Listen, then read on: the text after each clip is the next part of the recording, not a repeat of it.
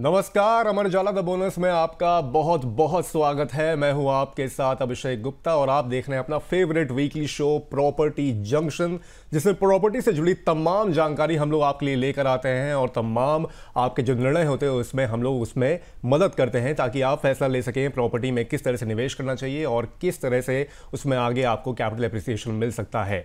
आज का टॉपिक जो है वो बेहद खास है क्योंकि अब धनतेरस और दिवाली का वक्त आ रहा है, तो फिर कई लोग होंगे जिनके दिमाग में ये भी होगा कि चलिए प्लानिंग कर रहे होंगे कि घर खरीदते हैं, नया घर खरीदते हैं, तो फिर उसमें क्या करना चाहिए। रेडी टू मूव प्रॉपर्टी लेनी चाहिए या फिर अंडर कंस्ट्रक्शन प्रॉपर्टी लेनी चाहिए आपको।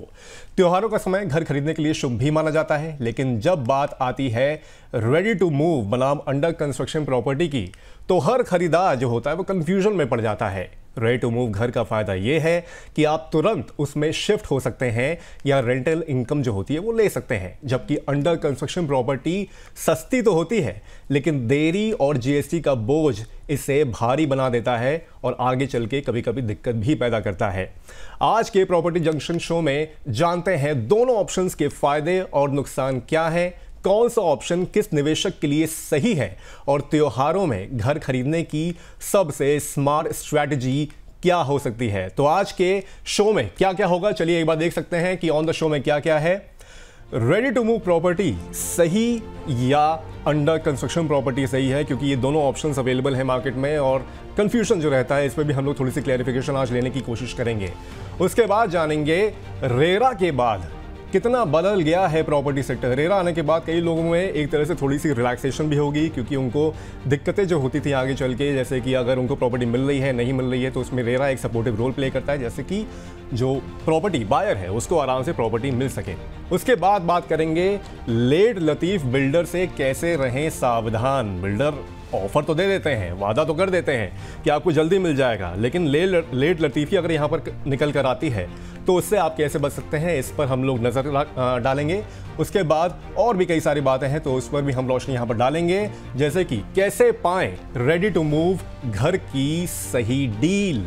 आप रेडी टू मूव घर खरीदना चाह रहे हैं तो आपके पास ऐसे कौन से ऑप्शन हैं, कौन से तरीके हैं जिससे आपको बेहतर से बेहतर डील मिल सकती है। और उसके बाद आखिर में जानेंगे पोजेशन के वक्त किन दस्तावेजों की आप पड़ताल करें।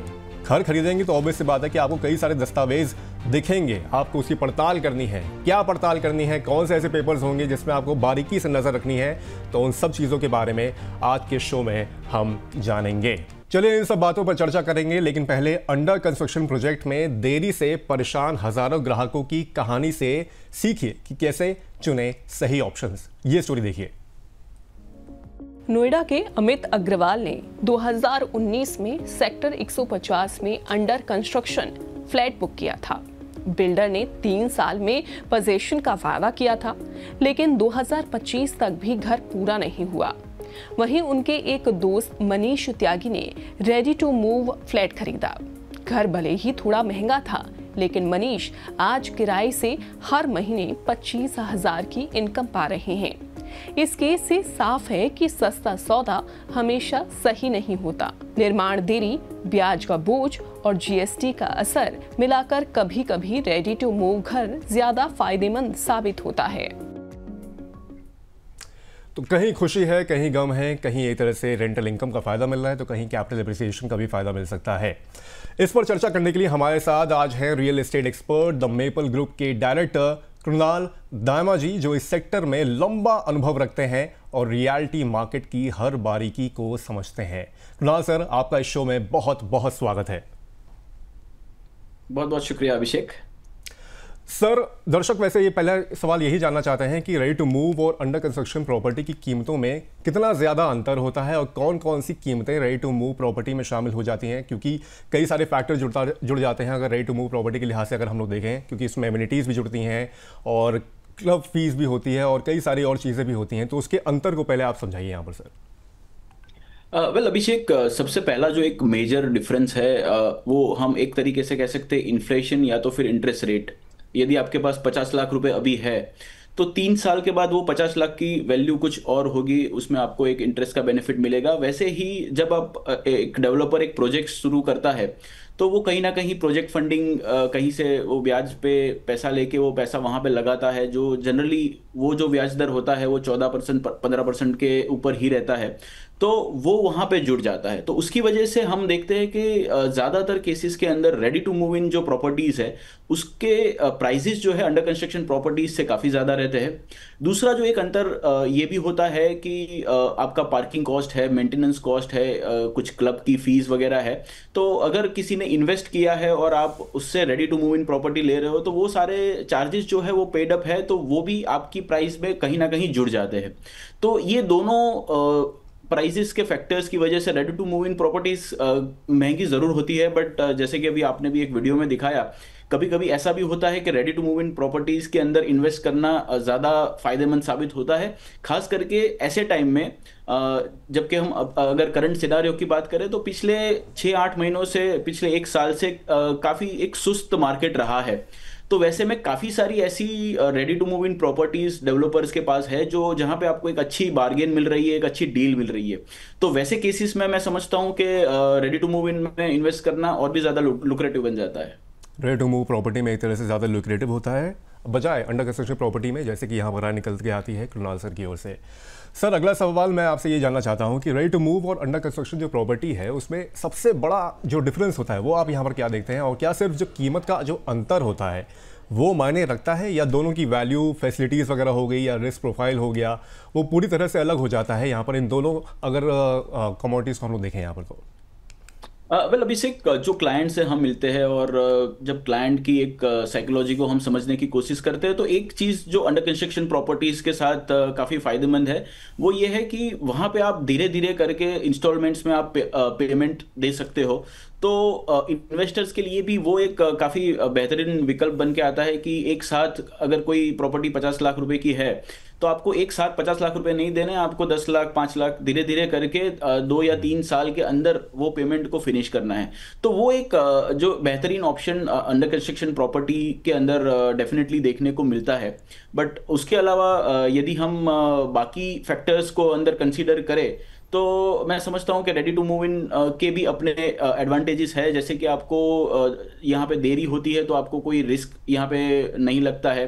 काफ़ी समय डेवलपर्स आपको जीएसटी चार्ज करते हैं जनरली, अगर बजटेड प्रॉपर्टी है तो 1%, अगर लग्जरी प्रॉपर्टी है तो 5% जैसा जीएसटी चार्ज करते हैं, वो भी ready to move in properties के अंदर नहीं लगता है। तो वैसे कुछ एक केसेस के अंदर ऐसा भी होता है कि ready to move in property एक बेहतरीन विकल्प बन के आता है। तो मैं समझता हूं कि दोनों के ही अपने अप्स एंड डाउन्स है। कौन इन्वेस्ट कर रहा है और उसका खुद का क्या प्रोफाइल है उसको ध्यान में रखते हुए वो दोनों के बीच में से एक चुनाव कर सकता है। दोनों के बीच में से एक चुनाव कर सकता है, वो डिपेंड करता है कि उसकी प्रोफाइल कैसी है और वो कैसा प्रॉपर्टी देखना चाह रहा है। रेंटल के लिहाज से अगर देखना चाह रहा है तो फिर वो आप एक तरह से रेडी टू मूव प्रॉपर्टी उसके लिए ऑप्शन हो सकती है। अगर कैपिटल एप्रिसिएशन के लिहाज से लॉन्ग टर्म में देखना चाहे तो फिर एक तरह से वो अंडर कंस्ट्रक्शन प्रॉपर्टी की ओर रुख कर सकता है। सर, लेकिन रेडी टू मूव प्रॉपर्टी जो होती है वो इतनी महंगी क्यों होती है? क्या ये सिर्फ लोकेशन और पोजीशन की वजह से ही अगर एक तरह से देखा जाए तो उसका एक रीज़न ये हो सकता है, या इसमें दूसरी जो लागतें होती है जैसे कि इंटीरियर हो गया, पार्किंग हो गया और टैक्स भी हो गया, वो सभी इसमें अलग अलग शामिल होते हैं? वहीं कभी कभी जब घर खरीदते हैं तो उसमें पार्किंग की फैसिलिटीज़ वगैरह भी जो होती है वो बताई नहीं जाती है। जब आप पोजीशन लेते हो तब जाके अल्टीमेटली आपको पार्किंग की जो फीस होती है वो देनी पड़ती है। ये सारे फैक्टर्स को डिटरमाइन करते हुए आपको क्या लगता है सर?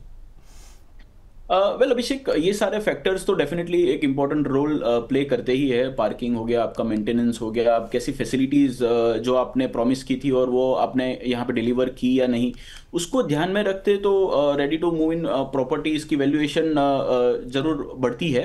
बट मैं समझता हूँ कि इसके अलावा एक और जो फैक्टर है कि जब आप ready to move in property visit करते हो तो जनरली आपको वो प्रॉपर्टी तुरंत पसंद आ जाती है, क्योंकि वो पूरा फिनिश प्रॉपर्टी आप देख रहे हो, आजू बाजू में आप लोकेलिटी देख रहे हो जो कहीं ना कहीं आपको सूट कर रही है। तो वैसे केस में एक इमोशनल यहाँ पे फैक्टर भी आ जाता है कि नहीं, ये प्रॉपर्टी मुझे बहुत पसंद है। तो वो चीज़ की वजह से भी थोड़ी सी यहाँ पे कीमतें ज़रूर ज़्यादा होती है। But ready to move in properties की तरफ जो क्लाइंट है, जो एंड यूज़र है, उसका लगाव थोड़ा सा वहाँ पे ज़्यादा बनता नज़र आता है। सर इमोशनल बाइंग की आपने जैसे बात की, तो फिर ऑब्वियस बात है कि अभी दशहरा क्या धनतेरस और दिवाली का मौसम आ ही रहा है, चल ही रहा है। उससे पहले लोग खरीदारी के लिए अपना प्लानिंग भी कर रहे हैं।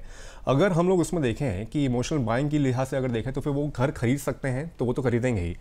अगर दूसरे लिहाज से अगर देखा जाए कि अगर उनको प्रॉपर्टी नहीं खरीदनी है या फिर वो थोड़ा सा डिले करना चाहें, तो उसके लिहाज से क्या कह सकते हैं सर उसको? वेल जनरली अभिषेक, हमने देखा है कि नवरात्रा हो गया या फिर दिवाली हो गई, वैसे टाइम में डेवलपर भी अपने प्रोजेक्ट्स को, नए प्रोजेक्ट्स को लॉन्च करते हैं। और मैं समझता हूँ कि ये एक सीजन रहता है जब एक इमोशनल टच क्लाइंट की तरफ से भी, डेवलपर की तरफ से भी यहाँ पे ज़्यादा देखने को मिलता है। और लोग ये समय समय के अंदर, ये टाइम फ्रेम के अंदर इन्वेस्ट करना ज़्यादा पसंद करते हैं। तो मैं समझता हूँ कि अगर आप कोई नई प्रॉपर्टी देख रहे हो जो नई कंस्ट्रक्शन होने वाली है, आपके पास 3-4 साल का टाइम फ्रेम है, तो काफ़ी सारी ऐसी प्रॉपर्टीज़ है जो न्यूली लॉन्च होती है ये दशहरा के वक्त या फिर दिवाली के आसपास। तो और वो जो प्रॉपर्टी होती है वो सबसे ज़्यादा कैपिटल एप्रिसिएशन आपको दिलाती है। तो यदि आपको ऐसी कोई प्रॉपर्टी मिल रही है जो अभी लॉन्च हो रही है और उसके साथ यदि आप जुड़ना चाहते हो, तो मैं समझता हूँ कि ये एक ये जो अपनी ये सीज़न है वो एक बेहतरीन विकल्प है। सर लेकिन ये इल्यूजन तो नहीं होता उसमें? क्योंकि इमोशनल बाइंग तो वो खैर कर लेते हैं, सोचते हैं कि भाई त्यौहार आ रहा है तो हमको तो कुछ डिस्काउंट्स वगैरह मिलेंगे ही उसमें, या फिर कुछ फैसिलिटीज़ मिलेंगी उसमें, उस चक्कर में वो ले लेते हैं। हालांकि वो कभी कभी देखते नहीं है, उनके बाद अल्टीमेटली जब वो खरीद लेते हैं उसके बाद उनको थोड़ा सा रियलाइजेशन होता है कि यार ये तो हम लोगों ने इमोशनल में ले लिया, हमको सस्ता मकान या बाद में मिल सकता था, अंडर कंस्ट्रक्शन प्रॉपर्टी के लिहाज से देखें या रेडी टू मूव के लिहाज से देखें, तो ये इल्यूजन तो नहीं क्रिएट किया जाता है यहाँ पर? वेल थोड़े ऐसे लुक्रेटिव ऑफर जरूर दिए जाते हैं डेवलपर्स की ओर से, और आप जैसे बता रहे हो थोड़ा सा एक इल्यूजन यहाँ पे क्रिएट जरूर किया जाता है। पर फिर भी मैं समझता हूँ कि वो इल्यूजन के अंदर या फिर वो एक टाइम फ्रेम के अंदर भी अगर आप इन्वेस्ट करते हो तो आप काफ़ी सारी चीज़ें जनरली क्लाइंट देख के ही लेता है। तो वैसे केस में मैं समझता हूँ कि आपने एक बार चॉइस बना ली है तो उसके साथ ये ऐसी चीज़ है कि आपने एक मर्सिडीज ले लिया और उसके बाद आपने BMW देखी तो आपको लगा कि नहीं BMW लेनी थी। पर मैं समझता हूँ कि दोनों ही अपने अपने जगह पे सही है। तो वैसे में जो जो भी प्रॉपर्टी आपने खरीदी है प्रॉपर रिसर्च करके, मैं समझता हूँ कि उसके साथ फिर जुड़े रहना चाहिए। थोड़ा सा इल्यूजन डेफिनेटली यहाँ पे क्रिएट होता है। इल्यूजन ऑब्वियसली बात रहता है, लेकिन आपको भी थोड़ा सा उसमें ध्यान देना चाहिए। जो भी कंस्ट्रक्शन क्वालिटी देखनी चाहिए, पेपर वर्क वगैरह हो गया, उसको पूरी तरह से डीपली एनालाइज करना चाहिए, उसके बाद ही एक तरह से आप प्रॉपर्टी का फैसला ले सकते हैं। सर कंस्ट्रक्शन डिले की अगर हम लोग यहाँ पर बात करें, जैसे कि प्रॉपर्टी हम लोग खरीदते हैं, वादा किया जाता है कि आपको तुरंत अगले साल मिल जाएगा, 2026 में पोजीशन मिल जाएगा, मान लीजिए 2025 में किसी ने अगर प्रॉपर्टी ली है, लेकिन अगर कंस्ट्रक्शन डिले हो जाता है तो उसका असर ग्राहकों पर कितना भारी पड़ सकता है, अगर EMI या लोन के लिहाज से भी अगर देखें तो? वेल अभिषेक, रेरा के आने के बाद ये जो प्रॉब्लम था मोटा मोटी 70-80% तक सॉल्व हो चुका है। पर अभी भी कहीं ना कहीं जो प्रोजेक्ट 3 या 4 साल के अंदर खत्म हो सकते हैं, वहाँ पे डेवलपर रेरा के वेबसाइट पे भी 5-6-7 साल तक की डिलीवरी दिखाते हैं। तो वैसे केस में थोड़ा बहुत डिले ज़रूर होता है। और डेफिनेटली एक कस्टमर जो एक जगह पे रेंट पे कर रहा है, एक जगह पे EMI भी पे कर रहा है, तो उसके ऊपर वो डेफिनेटली बहुत ज़्यादा असर कर रहा है। तो मैं समझता हूँ कि एक जब भी आप प्रॉपर्टी का चुनाव करें, एक ब्रांड नेम ज़रूर यहाँ पे देखें, अच्छी ब्रांड जिन्होंने पिछले समय के अंदर भी एक अच्छी डिलीवरी, ऑन टाइम डिलीवरी दी है, वैसे बिल्डर्स के साथ, ऐसे डेवलपर्स के साथ यदि आप जुड़ेंगे तो मैं नहीं समझता कि ये प्रॉब्लम मोटा मोटी देखने को मिलेगा। तो रेरा के आने के बाद ये प्रॉब्लम काफ़ी हद तक सॉर्ट आउट तो हुई है, पर अभी भी कहीं ना कहीं थोड़ी सी चूक हो रही है। तो थोड़ा सा यहाँ पे सतर्क रह के क्लाइंट्स को आगे बढ़ना पड़ेगा। सर रेरा का आपने जिक्र किया, रेरा तो ऑब्वियस बात है कई सारा एक तरह से यहाँ पर सपोर्टिव रोल प्ले करता ही है, लेकिन कई कई मामले में बहुत डिले भी हो जाता है। आप इतने समय से मार्केट में हैं, क्या आपने एनालाइज ये चीज़ की है कि वाकई में बिल्डर्स द्वारा देरी की जो घटनाएं हैं वो रेरा के आने के बाद कम हुई हैं, या सिचुएशन ऑल द मोर वैसी बनी हुई है? वेल काफ़ी हद तक अभिषेक कम हुई है।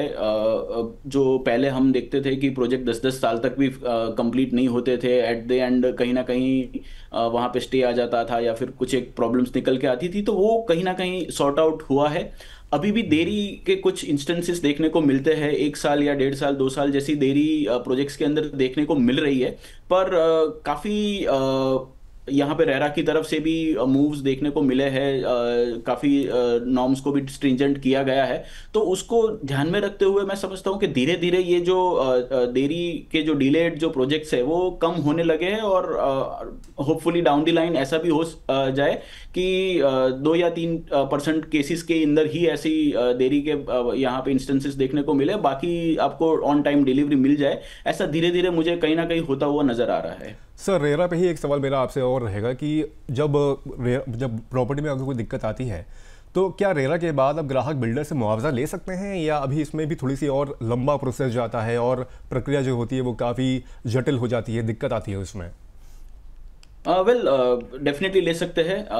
प्रोसेस हालांकि थोड़ा सा लंबा ज़रूर है, पर काफ़ी सारे ऐसे इंस्टेंसेस है जो रेरा की वेबसाइट के ऊपर भी अवेलेबल है जहाँ पे कस्टमर्स को मुआवजा मिला है। तो पहले जहाँ पे कोई ऑप्शन नहीं था उसके कंपैरिजन में अब काफ़ी ज़्यादा ऑप्शंस भी आपके पास यहाँ पे अवेलेबल है कि रेरा जिसमें आपको ज़्यादा से ज़्यादा हेल्प भी कर रहा है। तो यहाँ पे भी काफ़ी अच्छा इंप्रूवमेंट है, थोड़ी सी और गुंजाइश है, बट मैं समझता हूँ कि वक्त के साथ वो भी धीरे धीरे सॉर्ट आउट हो जाएगा।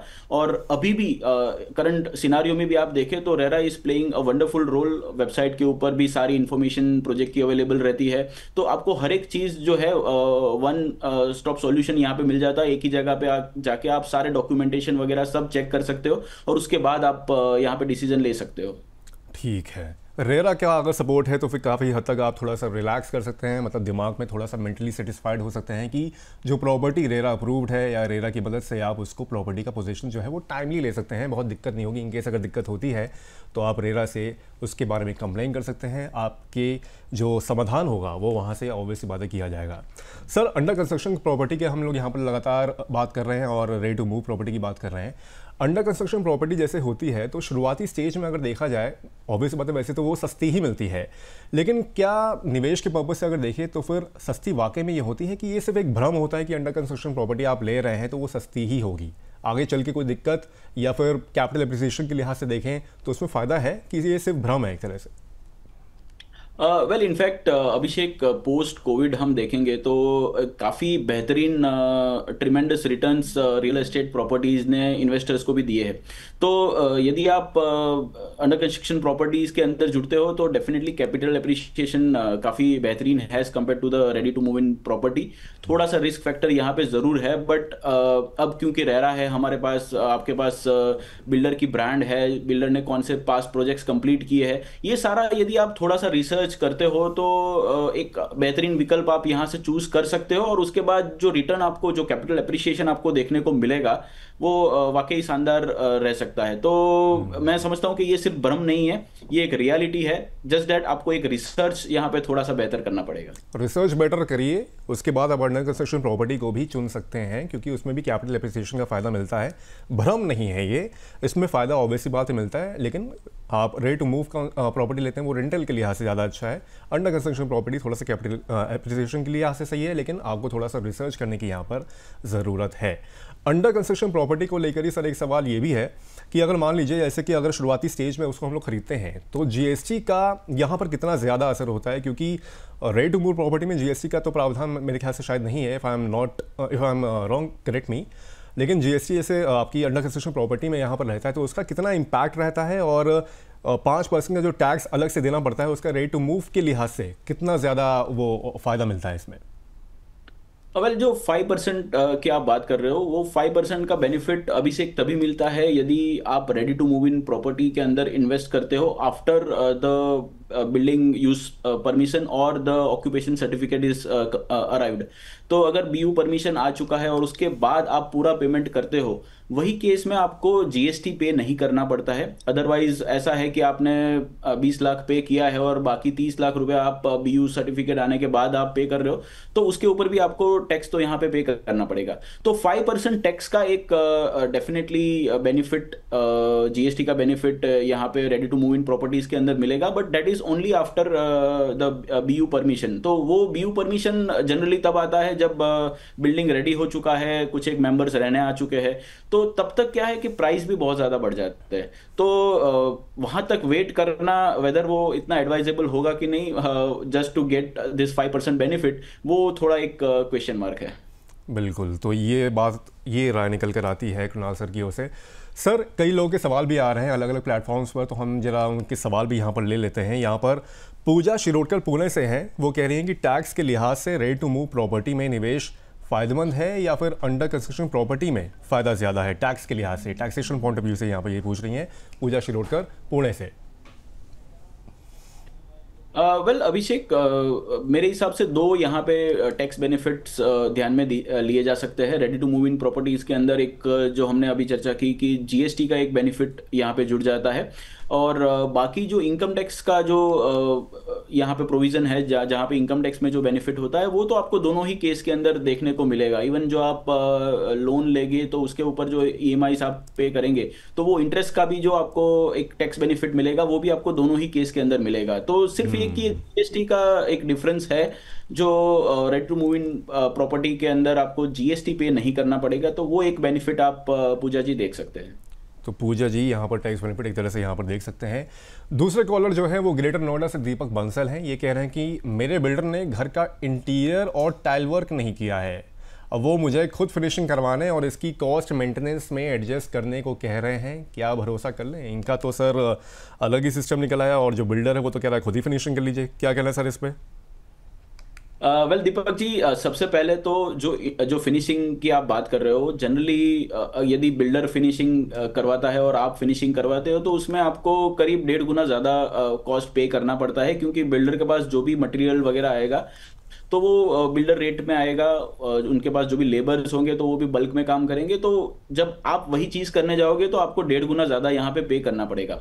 तो यदि बिल्डर आपको ऐसा कह रहा है तो मैं समझता हूँ कि आपको उसकी बात यहाँ पे नहीं माननी चाहिए। उनको ही कहना चाहिए कि आप फिनिशिंग करके दो, आपका जो भी मेंटेनेंस देना है वो मैं एक्स्ट्रा पे कर दूंगा।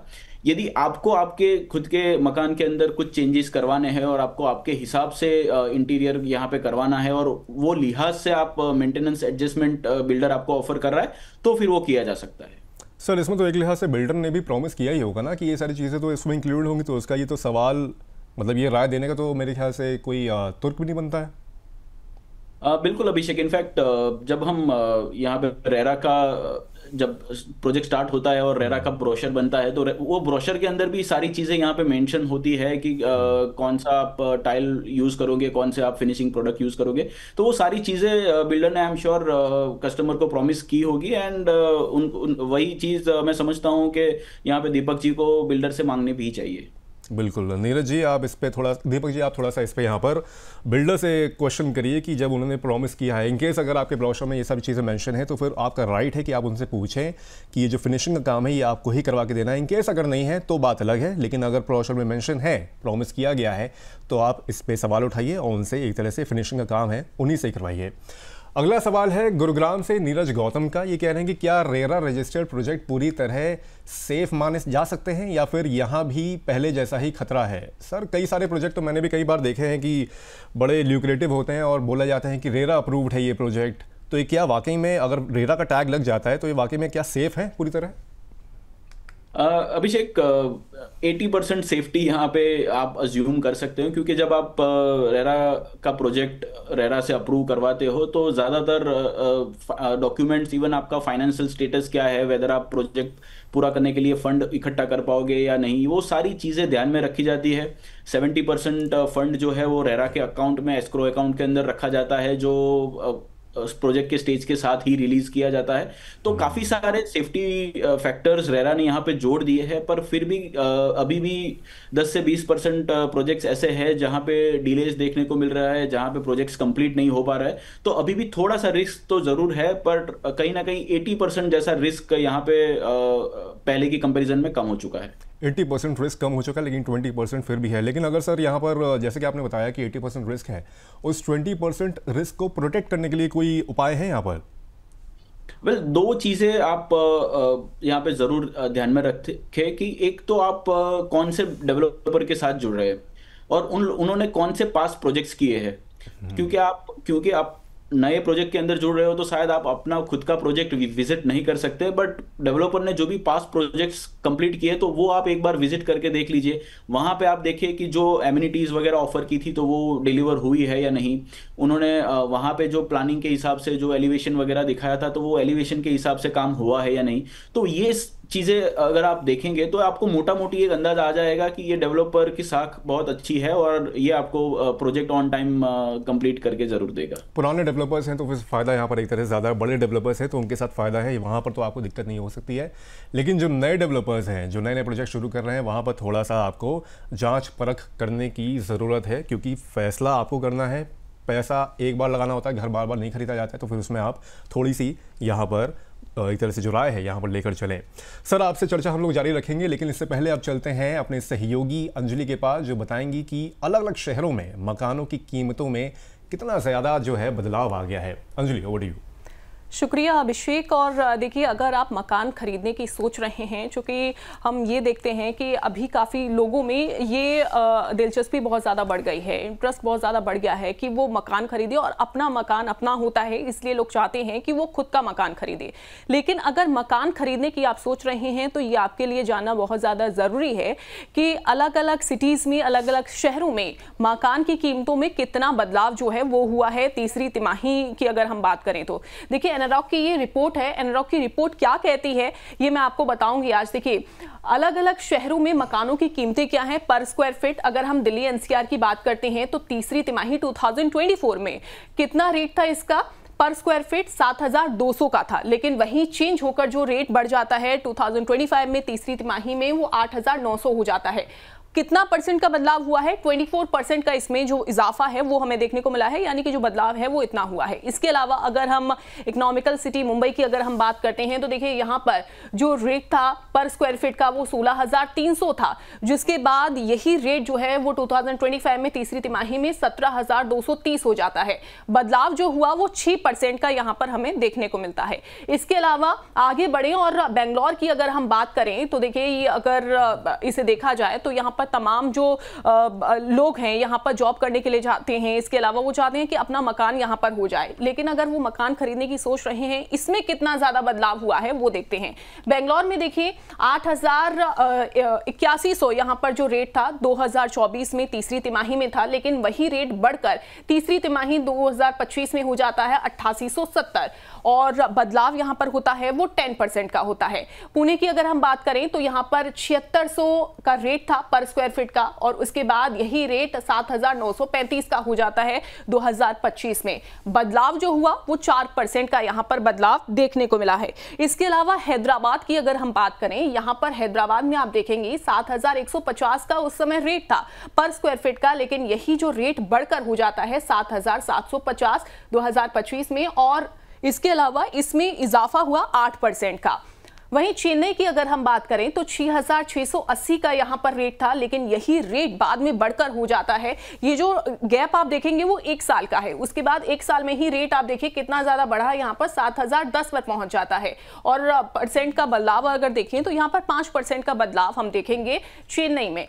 कोलकाता की अगर हम बात करें तो 5,700 का यहाँ पर रेट था पर स्क्वायर फीट का मकान का, और उसके बाद यही रेट 6,060 का हो जाता है। और इसमें जो बदलाव आप देखेंगे तो बदलाव 6% का आप देख पाएंगे। ये एनरॉक की रिपोर्ट है, तो ये पर स्क्वायर फीट का कितना कितना जो बदलाव है वो आप यहां पर देखेंगे। और सबसे ज्यादा जो बदलाव देखने को मिला है वो दिल्ली एनसीआर में देखने को मिला है, जो कि डेटा से ही साफ उजागर जो है वो हो रहा है। थैंक यू अंजलि इन तमाम जानकारियों के लिए। लगातार मैं देख रहा हूं कि डेटा तो कमाल के हैं। दिल्ली एनसीआर ले लीजिए या मुंबई ले लीजिए, बेंगलुरु ले लीजिए, लगातार उसमें Q3 2024 और Q3 2025 में बड़ा बदलाव होता हुआ दिखा है। थैंक यू अंजलि इन तमाम जानकारी के लिए। सर, वापस आते हैं आपके पास। प्रॉपर्टी के रेट जो यहाँ पर मैं देख रहा हूँ कि लगातार बढ़े ही हैं अगर एक तरह से देखा है, और दिल्ली एनसीआर की तो मतलब यहाँ पर क्या ही बोलें, 24% का इजाफा यहाँ पर होता हुआ दिखा है। बाकी भी 6%, 10%, 4%, 8%, 5%, 6% जो मेट्रो सिटीज़ हैं हमारे, लेकिन दिल्ली में 24% का इजाफा हुआ है। सर, क्या कहेंगे इस पर पहले? वेल अभिषेक, ओवरऑल यदि हम बात करें तो 2023 और 24 के अंदर जो हमने एक इजाफा देखा था सेम एनआरओक की रिपोर्ट से, उसकी कंपैरिजन में काफ़ी कम यहाँ पे रिटर्न्स देखने को मिले हैं। और एक तरीके से पूरे मार्केट में वो चीज़ हमें देखने को भी मिली थी कि एक सुस्त मार्केट पूरे 1 साल में यहाँ पे रहा था। तो काफ़ी कम यहाँ पे रिटर्न ये साल में देखने को मिले हैं, बट उसके आगे वाले साल में और उससे पहले जो हमने रिटर्न्स देखे हैं तो वैसे ही रिटर्न्स हो सकता है कि आने वाले साल में भी कंटिन्यू होते हुए नजर आए। दिल्ली एनसीआर ने डेफिनेटली आउट परफॉर्म किया है, और मैं समझता हूँ कि जिस तरीके से एक बेहतर टाउन प्लानिंग यहाँ पे जो देखने को मिला है उसके वजह से यहाँ पे बेहतर रिटर्न्स देखने को मिले हैं। और कहीं ना कहीं मैं ये भी समझता हूँ कि as compared to cities like Mumbai and Bengaluru, Delhi NCR के स्पेसिफिक रेट्स और भी ज़्यादा यहाँ पे आपको अच्छा रिटर्न डिलीवर करके दे सकते हैं। सर रिटर्न तो डिलीवर करके दे सकते हैं, लेकिन जो ऑलरेडी मध्यम वर्ग के लिहाज से अगर यहाँ पर देखा जाए तो दिल्ली एनसीआर की हम लोग से बात कर लेते हैं। लगातार यहाँ पर विस्तार हो रहा है। अब नोएडा, ग्रेटर नोएडा हो गया आपका, उधर जेवर की तरफ भी पूरा एक्सटेंड होता जा रहा है। वहाँ पर भी रेट जो है वो लगातार बढ़ते ही जा रहे हैं। अप्रिसिएशन तो मेरे ख्याल से और भी आगे होते हुए दिखेगा ही। जो नए निवेशक हैं वो फिलहाल अभी यहाँ पर क्या कर सकते हैं, कुछ कोई टिप्पणी है सर उसके लिए? वेल अभिषेक, हर बार जनरली जब एंड यूजर या फिर कोई इन्वेस्टर प्रॉपर्टी देखने जाता है तो वो कहीं ना कहीं ये सोच के रुक जाता है कि अभी ये जो प्राइजेस है वो तो बहुत ज़्यादा है, अभी इससे ऊपर तो क्या ही जाएगा। बट रियल एस्टेट ने कहीं ना कहीं हर बार सरप्राइज किया है। और अभी भी मैं समझता हूँ कि यहाँ पे कोई जल्दी करने की ज़रूरत नहीं है। थोड़ा सा आप डिप के लिए इंतज़ार करें कहीं पे। अगर आपको एक अच्छी डील मिल रही है ready to move in properties के अंदर, या फिर कोई अंडर कंस्ट्रक्शन प्रॉपर्टीज़ में आपको अच्छी ऑफर मिल रही है, तो आप वहाँ पे भी इन्वेस्ट कर सकते हैं। तो आपको थोड़ा सा यहाँ पे संभल के चलना पड़ेगा। और अगर आप ब्रॉडर मार्केट की बात करें तो मैं समझता हूँ कि ये जो बड़े सेंटर्स है उसको छोड़ के अभी थोड़ा टायर 2, टायर 3 ऐसे छोटे सेंटर्स की तरफ भी आप बढ़ सकते हैं। तो वहां पे आपको बेहतर रिटर्न देखने को मिल सकते हैं, क्योंकि कहीं ना कहीं यहाँ पे एक अपसाइड अब लिमिटेड जरूर है जो छोटे सेंटर्स के अंदर नहीं है। छोटे सेंटर्स में तो खैर आप जा सकते हैं, मगर दिल्ली एनसीआर में रह रहे हैं तो फिर थोड़ा डिप का इंतजार करिए, जैसे कि कुणाल सर यहाँ पर सजेस्ट कर रहे हैं। दर्शकों को भी यहाँ पर हम बता देते हैं कि अगर वो अपने सवाल यहाँ पर हम लोग से पूछना चाहते हैं तो वो कैसे पूछ सकते हैं। यूट्यूब पर तो आप जा ही सकते हैं, वहाँ पर आप कमेंट करके अपने सवाल प्रॉपर्टी से रिलेटेड पूछ ही सकते हैं। उसके अलावा आप व्हाट्सएप नंबर पर जाके, व्हाट्सएप पे जो नंबर आपको स्क्रीन पर दिख रहा है 9354027995, यहाँ पर आप जाके PROP की P कैपिटल रहेगा, ROP स्मॉल रहेगा, उस पर जाके आप अपने सवाल हम लोग को यहाँ पर भेज सकते हैं। हम कोशिश करेंगे कि अगले एपिसोड में उसको हम लोग इंकॉर्पोरेट करें और यहाँ पर अपने जो एक्सपर्ट होंगे उनसे वो सवाल पूछ के आपकी दुविधा का समाधान कर सकें। वापस आते हैं अपने शो पे। सर, क्या रेडी टू मूव घर जो है वो तुरंत रेंटल इनकम ज़्यादा मायने रखती है यहाँ पर, या अंडर कंस्ट्रक्शन में लंबी अवधि का कैपिटल गेन यहाँ पर बेहतर होगा? ऐसे में निवेश के लिहाज से कौन सी प्रॉपर्टी ज़्यादा फायदे की होगी यहाँ पर आपके लिहाज से? वेल बिटवीन द टू अभिषेक, यदि हम 1-on-1 कंपेयर करें तो जो कैपिटल एप्रिसिएशन है वो कहीं ना कहीं बेहतर होता है। हालांकि करंट सिनारियो की हम बात करें तो करंट सिनारियो में ऐसी काफ़ी सारी ready to move in properties है जहाँ पे अच्छी डील्स मिल रही है। तो वैसे केसेस के अंदर यदि आपको एक प्री लीज प्रॉपर्टी मिल रही है या फिर कोई ऐसी सस्ती प्रॉपर्टी मिल रही है जो आप बाद में लीज पे दे सकते हो, तो वो आपको बेहतर रिटर्न ज़रूर डिलीवर करके दे सकती है। बट अगर हम मोटा मोटी कंपेयर करें तो capital appreciation definitely rental income को एनी टाइम बीट कर जाता है। बिल्कुल, रेंटल इनकम होगी तो वहाँ पर तो आपको फ़ायदा मिलेगा ही मिलेगा। सर, इस बीच दर्शकों का एक सवाल ये भी है कि अंडर कंस्ट्रक्शन प्रॉपर्टी में निवेश करने से पहले किन ज़रूरी दस्तावेज़ों की जांच करना यहाँ पर ज़रूरी होता है? जैसे कि रेरा की रजिस्ट्रेशन सर्टिफिकेट होते हैं, कंस्ट्रक्शन स्टेटस होता है, ऑक्यूपेंसी सर्टिफिकेट होते हैं, बैंक अप्रूवल्स होते हैं और टाइटल क्लियरेंस होता है। क्या खरीदार इन सब पर वाकई में ध्यान देते हैं, और इसके अलावा भी कोई और सर्टिफिकेट है या कोई और ऐसे दस्तावेज है जिन पर ध्यान देने की ज़रूरत है? वेल अभिषेक, अगर ready to move in property है और यदि यहाँ पे रेरा का सर्टिफिकेट बिल्डर ने नहीं लिया था तो आपको ऑक्यूपेंसी सर्टिफिकेट देखना है। और उसके अलावा जो भी आपका एडवोकेट है उससे एक बार टाइटल क्लियर यहाँ पे ले लेना है। यदि आप अंडर कंस्ट्रक्शन प्रॉपर्टी के अंदर जा रहे हो तो सबसे पहले देखना है कि रेरा यहाँ पे है कि नहीं। रेरा की वेबसाइट पे आप जाके देखोगे तो वही प्रोजेक्ट के सारे डॉक्यूमेंट्स आपको वहीं पे मिल जाएंगे। तो वो डॉक्यूमेंट्स आप अच्छी तरह से देख लीजिए। एक बार अगर उन्होंने रेरा सर्टिफिकेट लिया है तो आप समझ के चलिए कि रेरा ने पूरी जांच पड़ताल यहाँ पे कर ली है। तो वैसे केस में आपको सिर्फ बिल्डर की ब्रांड कैसी है, पिछले टाइम में कैसे प्रोजेक्ट्स उन्होंने डिलीवर किए हैं, बस वो आप थोड़ा रिसर्च करिए और उसके बाद अंडर कंस्ट्रक्शन प्रॉपर्टी के अंदर भी आप निवेश कर सकते हैं। सर, बैंक से जब हम लोग लोन लेते हैं मेरे ख्याल से बैंक भी यहाँ पर एक पड़ताल का एक जरिया हो सकता है, प्रॉपर्टी के इतिहास के जानने के बारे में, या प्रॉपर्टी के जो वहाँ पर जो दिक्कतें हैं, कुछ भी अगर प्रॉब्लम हो रही तो उससे भी एक जरिया हो सकता है उसको पहचानने में। बिल्कुल अभिषेक, बैंक्स कभी भी अपना पैसा यहाँ पर रिस्क पे नहीं लगाना चाहती। तो बैंक जब भी आपको लोन दे रहा है तो वो टाइटल क्लियर अपने लॉयर से ज़रूर करवाते हैं। तो वो भी एक जरिया हो सकता है। यदि आप थोड़ी कम अवधि की भी एक बार लोन ले रहे हो तो इसका मतलब कि आपकी जो प्रॉपर्टी है वो सारे वो टाइटल उसका क्लियर है और यहाँ पे कोई भी फ्रॉड या कुछ और नहीं हो सकता। तो ये भी एक जरिया जरूर हो सकता है। आप अगर यदि लोन लेते हो और वो प्रॉपर्टी में आपको लोन मिल रही है तो इसका मतलब वो प्रॉपर्टी क्लीन है। ठीक है, अगर बैंक लोन के लिए भी अगर आप अप्लाई करते हैं तो वो भी एक ज़रिया एक तरह से बन सकता है, और पारदर्शिता यहाँ पर क्लियर हो सकती है कि वहाँ पर जो प्रॉपर्टी आप ले रहे हैं उसमें कोई दिक्कत तो नहीं है, कोई परेशानी तो नहीं है। ये राय निकल कर आती है सर की ओर से।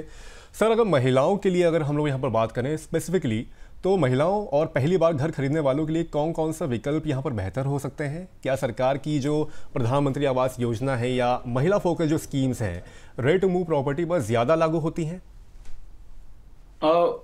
अभिषेक, महिलाओं के लिए एक प्रधानमंत्री आवास योजना और एक रजिस्ट्रेशन, जब हम कोई भी दस्तावेज करते हैं तो उसके अंदर एक रजिस्ट्रेशन फी विच इज़ 1%, तो वो 1% आपको यहाँ पे एग्जम्प्ट है। और उसके अलावा प्रधानमंत्री आवास योजना में करीब 1,80,000 के आसपास का आपको एक सब्सिडी गवर्नमेंट की तरफ से दी जाती है। तो ये दो आपको मुनाफे यहाँ पे एक दो सब्सिडी गवर्नमेंट की तरफ से आपको दी जाती है in case of ready to move in property and in case of under construction property as well. तो यदि आप महिला के नाम पे कोई भी प्रॉपर्टी खरीदते हैं तो ये दो एडवांटेज आपको यहाँ पे देखने को मिल सकते हैं। तो ये और दो ये दोनों ही प्रॉपर्टीज के अंदर एप्लीकेबल है।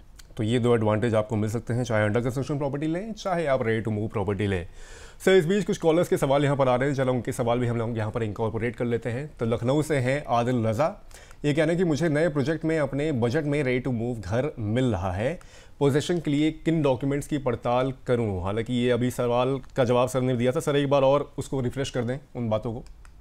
आपको रेडी टू मूव इन यहाँ पे प्रॉपर्टी मिल रही है। आप देख लीजिए वेदर वो जो प्रोजेक्ट था वो रेरा अप्रूव्ड था कि नहीं।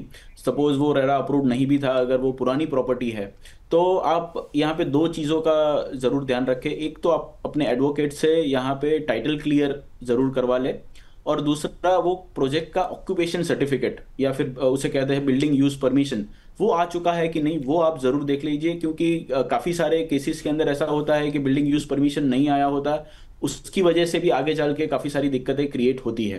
तो ये दो चीजें आप देख लीजिए। और उसके साथ साथ वो जहाँ पे भी आपको प्रॉपर्टी मिल रही है तो वहाँ पे कोई एक सोसाइटी फॉर्म जरूर हुई रहेगी, तो वो सोसाइटीज एक्ट के क्या क्या नॉर्म्स है वो भी एक बार थोड़ा स्टडी करके फिर आप वहाँ पे इन्वेस्ट कर सकते हैं।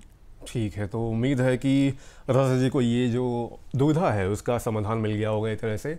सर, पटना से चंदन जायसवाल हैं, ये कह रहे हैं कि त्योहारों के दौरान खरीद पर मिलने वाले जो फेस्टिवल डिस्काउंट्स होते हैं वो कितने असल होते हैं? ये भी एक वाजिब सवाल है क्योंकि डिस्काउंट्स तो कई सारे मिलते हैं फेस्टिव सीजन में, लेकिन असल में ज़मीनी स्तर पर सर ये कितने असल होते हैं, कितने रियल होते हैं? वेल चंदन, आपकी बात सही है। कहीं ना कहीं जो बाकी डिस्काउंट्स होते हैं वैसे ही ये भी डिस्काउंट्स होते हैं। उसको थोड़ा सा यहाँ पे और लुक्रेटिव किया जाता है ताकि कस्टमर जल्दी डिसीजन ले पाए। काफ़ी समय ऐसा भी होता है कि पिछली जो इंक्वायरीज चल रही होती है तो वहाँ से ही कस्टमर को वापस कॉल करके कुछ एक अच्छे यहाँ पे डिस्काउंट ऑफर्स किए जाते हैं। तो यहाँ पे थोड़ा सा एक ल्यूक्रेटिव बेनिफिट तो जरूर देखने को मिलता है। बट जो खास करके नए प्रोजेक्ट्स है जो अभी अभी लॉन्च हो रहे हैं, क्योंकि जनरली हमने देखा है कि नए प्रोजेक्ट्स भी नवरात्रा है या फिर दिवाली है उसके आसपास ही लॉन्च होते हैं, तो वैसे प्रोजेक्ट्स के अंदर मैं समझता हूँ कि एक बेहतरीन डील, वन टाइम डील आपको देखने को मिलती है और वो उसके बाद वो वाले प्रोजेक्ट में कभी नहीं देखने को मिलती। तो यदि आप वैसे प्रोजेक्ट्स के लिए सोच रहे हो तो ये फेस्टिव सीजन एकदम परफेक्ट सीजन है। अदरवाइज मैं समझता हूँ कि बाकी समय के जैसे ही डिस्काउंट आपको यहाँ पे मिलेंगे, हो सकता है थोड़े से बेहतर हो। सर, वैसे फेस्टिव सीजन को क्या बिल्डर्स और बैंकों की ओर से जो ऑफर दिए जाते हैं वो खास बनाता है इस सीजन को, या फिर ये सिर्फ एक तरह से इमोशनली फैसला होता है जैसे कि हम लोग पहले भी डिस्कस कर रहे थे? लेकिन ये पर्टिकुलरली सीजन के लिहाज से अगर देखें तो बिल्डर्स और बैंक जो ऑफर्स देते हैं वो वाकई में इस सीजन को खास बनाते हैं?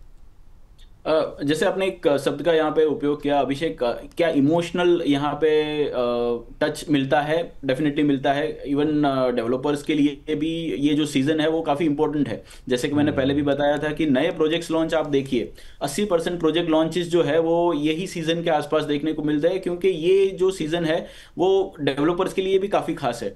तो एक ये इमोशनल टच जो है वो यहाँ पे डेवलपर्स की तरफ से भी क्लाइंट को ऑफर किया जाता है, और उसी के चलते जो डिस्काउंट ऑफर्स वगैरह है वो भी थोड़े ज़्यादा बेहतर बनाए जाते हैं। बिल्कुल, जो सीज़न होता है उसमें जो ऑफर्स मिलते हैं एक तरह से वहाँ पर आपको थोड़ा सा ध्यान देने की ज़रूरत है, लेकिन अल्टीमेटली आपको थोड़ा सा उस पे ये भी देखना है कि वो जो ऑफर्स हैं वो वाकई में ल्यूक्रेटिव हैं, आपके फ़ायदे के हैं कि नहीं हैं। थोड़ा सा सब प्राइस नेगोशिएशन भी यहाँ पर कर सकते हैं जो ऑफर्स दिए जाते हैं एक तरह से अगर देखा जाए तो। बिल्कुल बिल्कुल, डेफिनेटली यहाँ पे जो नेगोशिएशंस ये टाइम पे जो बनते हैं वो मैं नहीं समझता कि किसी भी और सीजन में बनते हैं। तो नेगोशिएशन यहाँ पर भी किया जा सकता है, अगर ऑफर जो भी मिल रहे हैं आपको तो उसमें आप बेहतर होगा कि प्राइस नेगोशिएट करें, जो प्रॉपर्टी की कीमत है उसको कम करवाएं, वो ज़्यादा अच्छा होगा। सर एक सवाल दर्शकों का सर ये है कि क्या रेडी टू मूव और अंडर कंस्ट्रक्शन प्रॉपर्टी के लिए लोन की जो ब्याज दरें होती हैं और प्रोसेसिंग चार्ज या प्रॉपर्टी अप्रूवल की जो शर्तें होती हैं वो अलग अलग होती हैं, ये तो साफ है, लेकिन ग्राहकों को कौन कौन सी चीज़ें हैं जो नज़रअंदाज नहीं करनी चाहिए? वेल अभिषेक, दोनों के अंदर अंतर जरूर होता है, हालांकि जो डिफरेंस होता है वो इतना ज्यादा भी नहीं होता है। आप दोनों के अगर रेट्स की बात करें कि लोन के जो रेट्स है या फिर जो प्रोसेसिंग चार्जेस है, कभी कभी ऐसा भी होता है कि जो अंडर कंस्ट्रक्शन प्रॉपर्टीज है तो वहां पे प्रोसेसिंग चार्ज नहीं भी लेते हैं। तो थोड़ा सा यहाँ पे अंतर जरूर है। हालांकि जो बहुत ज्यादा इंपॉर्टेंट पहलू है वो ये है कि जब भी आप अंडर कंस्ट्रक्शन प्रॉपर्टी खरीद रहे हो तो आपको एक एडवांटेज ये मिलता है कि आपकी जो ईएमआई है वो भी धीरे धीरे धीरे करके बढ़ती है। जब आप प्रॉपर्टी परचेज कर रहे हो, यदि आपका 50,000 का टोटल ईएमआई आना है तो पहले वो हो सकता है कि 20,000 है, बाद में वो 25,000, 30,000, धीरे धीरे धीरे बढ़ के जब आपको पोजीशन मिलेगा तब तक वो 50,000 होगा। तो ये एक मोटा मोटी एडवांटेज क्लाइंट को यहाँ पे मिलता है, क्योंकि जो बिल्डर को पेमेंट पहुंचना है बैंक की तरफ से वो किस्तों में पहुंचता है, तो जैसे जैसे किस्त जाती है वैसे वैसे आपका ईएमआई बढ़ता जाता है। तो ये एक एडवांटेज अंडर कंस्ट्रक्शन प्रॉपर्टी के अंदर मिलता है। अदरवाइज जो लोन का रेट डिफरेंस है या फिर प्रोसेसिंग चार्ज है वो इतना ज्यादा भी सब्सटेंशियल नहीं होता कि जिसकी वजह से हम डिसीजन को चेंज करें। बिल्कुल, ये लेकिन ये जो चार्जेस वगैरह होते हैं उसको आपको ध्यान में रखने की बिल्कुल यहाँ पर ज़रूरत है। सर एक आखिरी सवाल मेरा ये रहेगा कि महानगरों में रहने वाले युवा जो होते हैं प्रोफेशनल टियर 2 या टियर 3 शहरों में प्रॉपर्टी तलाश रहे हैं, प्रयागराज हो गया, मुजफ्फरपुर हो गया, इंदौर हो गया या कोटा हो गया, ऐसे छोटे शहरों में रेडी टू मूव प्रॉपर्टी सही रहेगा अंडर कंस्ट्रक्शन अगर यहाँ पर लेते हैं तो? डेफिनेटली सही रहेगा अभिषेक। इनफैक्ट ये एक सब्सटेंशियल शिफ्ट पिछले कुछ समय से हमने देखा है और वो आने वाले समय में भी बढ़ता हुआ नजर आएगा। और इन टर्म्स ऑफ आप कैपिटल एप्रिसिएशन भी आप देखेंगे, जैसे कि आपने अभी बताया कि एनसीआर में अभी ये रेट है, अभी ये रेट पे भी क्या लेना, it does it make sense? तो वैसा ही क्वेश्चन ज़्यादातर लोगों के साथ होता है और फिर भी वो रेट्स कहीं ना कहीं बढ़ते हुए नजर आते हैं। बट फिर भी हम वो लेवल पे पहुंच गए, खास करके ये जो मेट्रोज है उसके अंदर, कि यहाँ पे अब capital appreciation compare to tier 3 अगर हम आप देखने को जाओगे तो इतना ज्यादा एप्रिसिएशन मेट्रोज के अंदर नहीं बचा है। तो वैसे में यदि आप टायर 3 की तरफ बढ़ रहे हो तो वो डेफिनेटली आपको एक बेहतर विकल्प दे सकता है। खास करके कॉमर्शियल प्रॉपर्टीज जो टायर 3 सिटीज में आपको डील्स वहां पे मिलती है, वो कहीं ना कहीं काफी अच्छा कैपिटल एप्रिसिएशन दिला के जाती है। सर एक लास्ट सवाल नए निवेशक के लिहाज से अगर मैं पूछना चाहूँ आपसे, तो फिर जो आपका रेडी टू मूव प्रॉपर्टी है या फिर अंडर कंस्ट्रक्शन प्रॉपर्टी, इन दोनों में से आप क्या राय देंगे? एक राय बताइएगा सर इसमें, एक option. Well Abhishek, I would go with under construction property.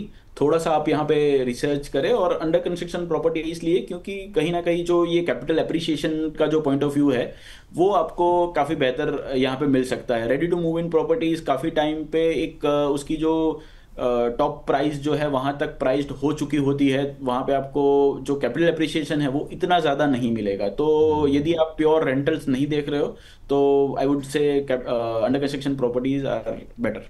Under construction property यहाँ पर बेटर साबित हो सकती हैं। अगर आप नए निवेशक हैं तो उसमें कैपिटल एप्रिसिएशन के लिहाज से आप उस ऑप्शन को यहाँ पर चुन सकते हैं। बाकी आपका रेडी टू मूव का ऑप्शन है, रेडी टू मूव का लेने का आपका प्लान है तो वो भी आप ले सकते हैं।